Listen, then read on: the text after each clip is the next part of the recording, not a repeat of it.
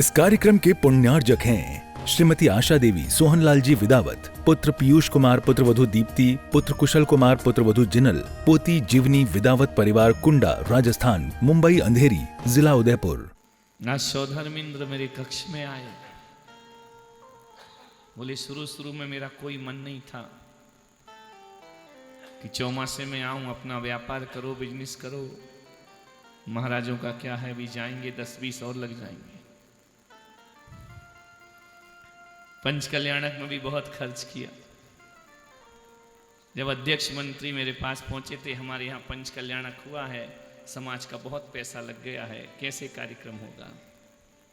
हम मुस्कुरा दिए कि चिंता नहीं करो, यदि हमें बुलाते रहोगे तो एक पंच कल्याणक है, मत घबराओ, 10 पंच कल्याणक होंगे, पैसा निकलते जाएगा। पर्युषण में सुंदरलाल जी ने कहा, मैं आया, बैठा, धीरे धीरे लगन लगती गई। इतने लगन लग गई कि वो हमारे विश्वस्त हो गए, जिन शरणम के ट्रस्टी हो गए। लगन तुमसे लगा बैठे, जो होगा देखा जाएगा।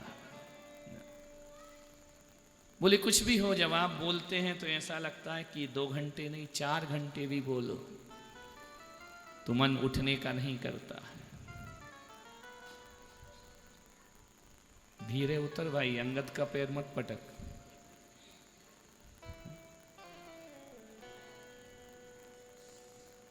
भगवान निष्क्रमण महोत्सव को प्राप्त है। कैसा वैभव, कैसा क्षण भर में छोड़ दिया। समस्त तीर्थंकरों को देखो, 24 तीर्थंकरों को, तो जितना वैभव ऋषभदेव का था उतना वैभव किसी और तीर्थंकर का नहीं था।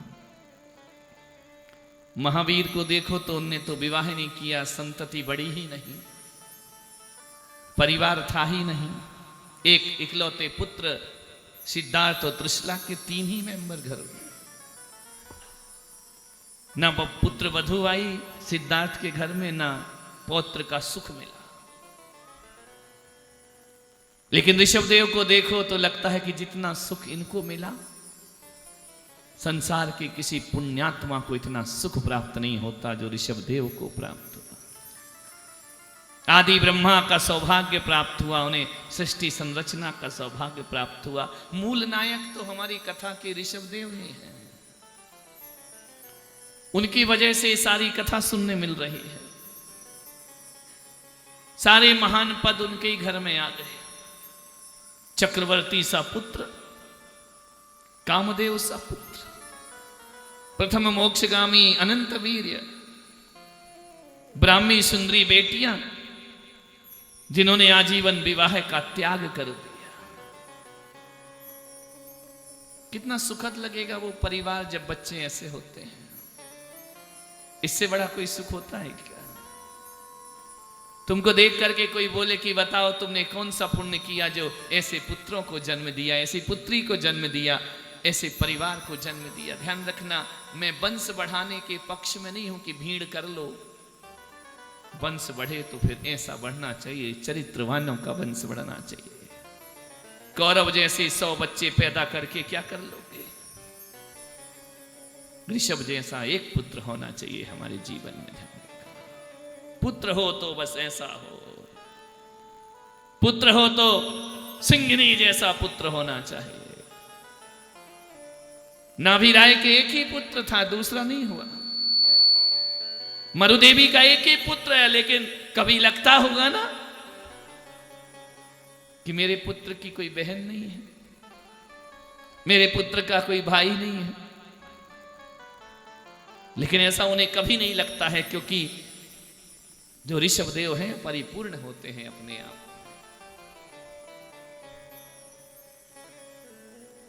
लेकिन ऋषभदेव ने भी देखा कि हरा भरा बगीचा और भरा हुआ परिवार स्वर्ग से भी ज्यादा सुंदर हुआ करता है। भरा पूरा परिवार। क्या है आज तुम्हारे यहां?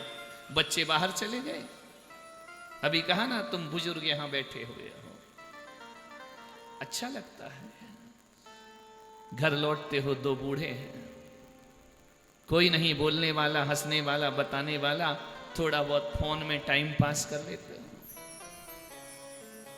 वही वीरानियां जब बहुत बड़ा अच्छा मकान बना देते हो ना, वो फिर सोचते बच्चे तो रहते नहीं हैं, क्या करें इस मकान का, क्या करें हम इसका, क्या किसके लिए कर रहे हैं। एकाकी जीवन हो जाता है। ऋषभदेव ने कहा नहीं, मेरे माता पिता का जीवन एकाकी नहीं होना चाहिए। 100 पुत्रों को जन्म दिया, 101 पुत्रों को जन्म दिया, 2 पुत्रियों को जन्म, भरा पूरा परिवार कर दिया। और एक से एक महान निकृष्ट कोई नहीं। बच्चे देखो, नहीं तुमने क्या है, ये उत्तम को किराए पे बुलाया है कि तुम्हारे बच्चे वो संभाले। अभी इस उम्र में नहीं संभल रहे तो बड़े में तो तुमको एक घर से निकाल देंगे, ध्यान रखना, सोचना। ऐसे बच्चे नहीं देखे मैंने जिंदगी, विचार कर। इससे पता चलता है कि माँ बाप उन्हें भोजन देना तो सिखा पाए, खाना खाना तो सिखाया तुमने, लेकिन तुमने ये नहीं सिखाया कि धर्म सभा में कैसे बैठा जाता है। तुम ये नहीं सिखा पाए, इसमें पिछड़ गए। तुम अंग्रेजी तो सिखाए, मोबाइल चलाना बहुत सिखाया, इंटरनेट चलाना सिखाया, विद्वानों की सभा में कैसे बैठते हैं ये नहीं सिखाया। यहां पिछड़ गया, पुरुषार्थ तुम्हारा व्यर्थ हो गया। औलाद कैसी होती है, संतान कैसा होना चाहिए, ऋषभदेव के परिवार में जाकर के देखो। ये बाहुबली जो बैठे हैं ना, लग रहा है कि अयोध्या में सूर्य चांद के समान निकलकर उदित होकर के यहां पर बैठे हुए। ऐसी संतानें होना चाहिए। मान्य मां बाप का कर्तव्य है। संतानों को अच्छे संस्कार नहीं दिए तो तुम मां बाप होने के लायक नहीं हो। तुम जननी जनक तो बन सकते हो, लेकिन माता पिता नहीं बन सकते। जननी जनक तो पशुओं के पास भी होते हैं, पैदा किया और छोड़ देते हैं। माता पिता वो होते हैं जो संस्कारों की संपदा सौंपते हैं। भरत को अयोध्या का राजा बना दिया, पोदनपुर का राजा बाहुबली को बना दिया।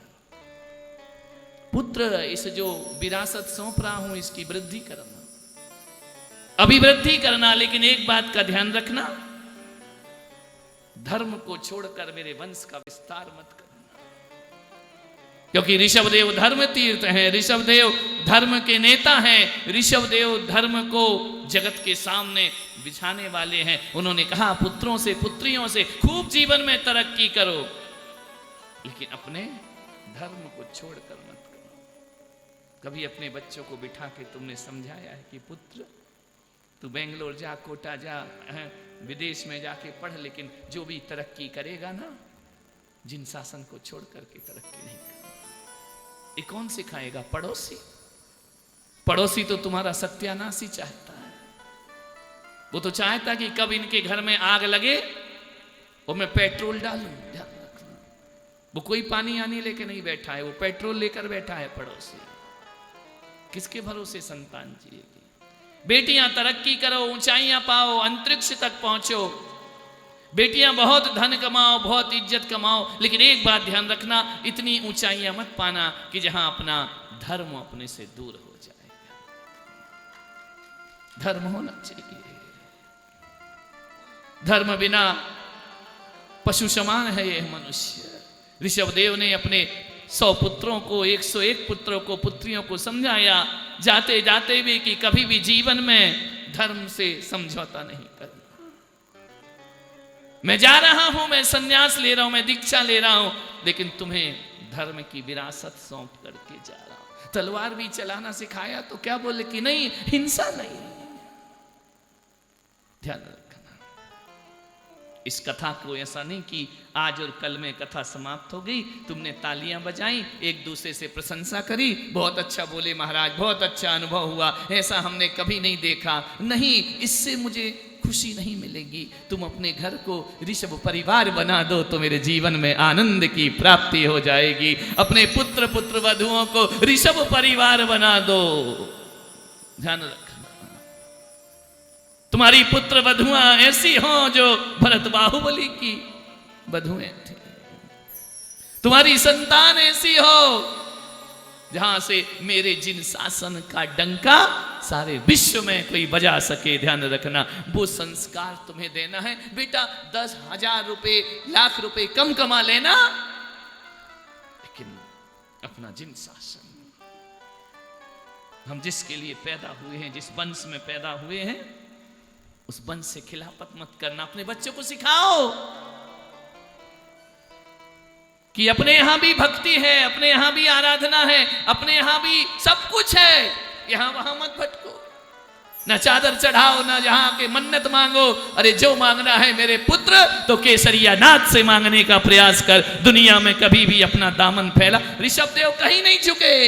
हमारे भी बच्चों का माथा झुकेगा तो केसरिया नाथ के चरणों में जाकर के झुकेगा, और कहीं यहां इस कौन है, इसकी जिम्मेदारी कौन लेगा? तुम नहीं सिखाते हो। महंगी महंगी कार, महंगा महंगा मोबाइल, बुढ़ापे में खून के आंसू बहाओगे बैठ करके। ध्यान रखना, यदि धर्म नहीं सिखाया, मंदिर आना नहीं सिखाया, अभिषेक करना नहीं सिखाया, तो औलाद तुम्हें घर में जगह नहीं देगी। वैसे भी अब घर में नहीं रहती है, अब तो वो इसलिए आएगी कि तुम ऊपर जाओ और तुम्हारा मकान बेच के हम नोट ले जाएं यहां से। ध्यान रखिए, मान्यवर नहीं। मैं इस कथा का यही आपसे निवेदन करना चाहता हूं कि मैंने 2-2, 3-3 घंटे बोला है। मैंने केवल ऋषभदेव भगवान की कथा का व्याख्यान नहीं किया है। मैं ऋषभदेव के हर घर में ऋषभदेव को पहुंचाना चाहता हूं। हर घर में ऋषभ, घट घट में ऋषभदेव हो, हमारे जीवन में ऋषभदेव हो, हमारे चिंतन में ऋषभदेव हो, हमारे मन में ऋषभदेव हो। मैंने कल कहा था ना कि मेरे जीवन की एक तमन्ना कि मुक्ति से पहले, मुक्ति मिले या ना मिले, एक बार ये पुलक सागर साक्षात तीर्थंकर को देखना चाहता, और मुझे मिलेंगे, मुझे विश्वास है। जिनकी कथाएं मैं एक टाइम भोजन करके गर्मी सर्दी में भी जिनका गुणगान कर रहा हूं, मुझे पूरा विश्वास है मेरा परिश्रम व्यर्थ नहीं जाएगा। किसी ना किसी तीर्थंकर के दर्शन इन आंखों से जरूर करने का मुझे सौभाग्य प्राप्त। ना धन चाहिए, ना दौलत चाहिए, ना रुपया चाहिए, कुछ नहीं चाहिए। जिन्हें चाहिए धन और दौलत, उनको दौलत दे दो। मेरे भगवान, मुझे केवल अपने दर्शन दे, अपने परिवार को ऋषभ परिवार में। कभी ऋषभदेव ने अपनी माता को डांटने का अवसर नहीं दिया। पिता भी बात करते हैं तो निवेदन के साथ बात करते हैं, आदेश नहीं करते। निवेदन की भाषा अपने घर में प्रयोग करो। ये मत सोचो कि हम बाप हैं, जिंदगी भर बाप बने रहोगे तो एक दिन तुम्हारा बेटा तुम्हारा बाप बन जाएगा। ध्यान रखना, जिंदगी भर बेटों को कुड़कुड़ कुड़कुड़ करते रहोगे, उनको दुत्कारते रहोगे, उनको अपमानित करते रहोगे, तो कब तक वो बाप को बाप कहेंगे? हर पुत्र अपने बाप से सम्मान चाहता है, दुनिया से सम्मान चाहता है। उनको तिरस्कारित करते रहोगे तो बुढ़ापे में बच्चे तुम्हारा साथ देने वाले नहीं। बच्चे बड़े हो गए, जवान हो गए, आपके संबोधन बदल जाना चाहिए, आपकी भाषा बदल जाना चाहिए। सुबह से उठ करके बच्चे को डांटते रहोगे, बल्लू, बच्चा मंदिर आना बंद कर देगा। संबोधन बदलो। अब तो औलाद में भी आदेश की भाषा नहीं, निवेदन की भाषा होना चाहिए। बदलोगे तो सब कुछ होगा। ऋषभदेव के परिवार में कभी कोई किसी को आदेश नहीं करता था। पुत्र भी पिता से निवेदन करता है और पिता भी पुत्र से निवेदन की भाषा बोलते हैं। और समाज में भी मैंने एक बार और कहा था कि किसी भी बोर्ड में आदेश नहीं लिखना जिंदगी में। आदेश शब्द का उपयोग केवल और केवल अपने गुरुओं के सामने करना, और कहीं भी आदेश शब्द का प्रयोग निवेदन, निवेदक लिखते हैं ना अपने समाज में। कोई आयोजक होता है, कोई नीचे इसमें निवेदक होता है। आदेश नहीं, ऑर्डर नहीं। इससे तुम्हारे घर सुधरेंगे। सास भी बहू को आदेश ना करे कभी जिंदगी में, निवेदन करे कि पुत्री यदि यह काम ऐसा नहीं ऐसा किया जाए तो क्या तू मुझे सहयोग देगी? वो तुम शुरू हो जाए, करती तो कुछ नहीं है, खाती रहती है, बैठी रहती है, माँ को माँ नहीं समझती, क्या संस्कार दिए तेरे बाप ने। ये घर को सुधारने के तरीके हैं क्या? ध्यान रखिए। कभी कभी हम भी ऐसा काम कर देते हैं कि समाज से हम खुद ही पूछ लेते हैं कि बताओ ये काम कैसे होना चाहिए, तो उसे एक सम्मान मिलता है, उसके काम करने में रुचि पैदा होती है। आज बल्लू आया दोपहर को मेरे कमरे में, ये जो बन रहा है ना इसमें क्या नाम देना है? मैंने कहा मैं नाम क्यों दूं? शैली देखो। बोले उन्होंने बोला कि तुम पूछो क्या नाम देना। मैंने कहा क्यों? नाम तुम दो, हम करेक्शन करने वाले लोग हुआ करते हैं। टीचर का काम क्या है? गुरु का काम करेक्शन करना। आंसर लिखना थोड़ी हमारा काम है। तुम जो लिखोगे हम उसमें करेक्शन करेंगे। तुम पेंसिल हो, मैं रबर हूं। जानते हो पेंसिल तो गलती करती है, पेंसिल तो गलत लिख देती है, लेकिन सदगुरु का काम क्या होता है? उस पेंसिल की नोक को तोड़ देना, उस पेंसिल को उठा के फेंक देना। ये काम पुलक सागर का नहीं होता है। समाज 10 बार गलत लिखेगी, पुलक सागर 10 बार रबर बन के उसको सही करने का प्रयास करेगी। हमारा काम ये थोड़ी है। गलतियां तो श्रावक करते ही है ना। गलतियों का पुतला तो श्रावक होता ही है ना। श्रावक गलती करे तो क्या संत भी गलती करेगा? नहीं, संत उसमें करेक्शन कर देगा। मेरा काम करेक्शन करना है। किसी से भी गलती हो सकती है, श्रावक हो।